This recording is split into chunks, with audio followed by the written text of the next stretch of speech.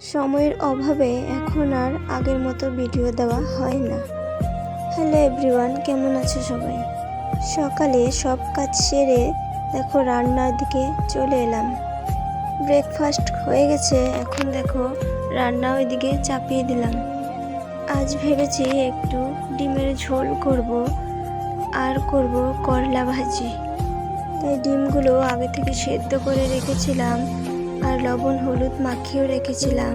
ডিমগুলো ভাজতে দিয়ে দিলাম, ডিমগুলো ভাজা হয়ে গেল, আলুগুলো ভাজতে দিলাম। আর ডিম না আমি বেশি একটা ভাজি না, কেননা বেশি ভাজলে আমার ডিম খেতে ভালো লাগে না।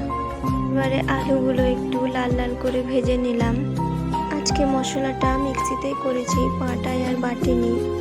এবার মশলাটাও ভালো করে কষিয়ে নিব, ততক্ষণ না পর্যন্ত মশলাটার কাঁচা একটা গন্ধ গিয়ে সুন্দর একটা গন্ধ আসে। এবার আমি আলু আর ডিমগুলো দিয়ে দিলাম, একটু ভালো করে কষিয়ে নিলাম। ভালো করে সব মশলা কষানো হয়ে গেলে একটু জল দিয়ে দিলাম আর ফুটতে দিয়ে দিলাম। অন্যদিকে আমি ননস্টিকের কড়াইটা বসিয়ে দিলাম, একটু করলা ভাজি করব। তাই তেলটা একটু গরম হওয়ার পর আমি করলাগুলো দিয়ে দিলাম। দুটো সবজি একসাথে হয়ে যাবে আর তাড়াতাড়ি হয়ে যাবে।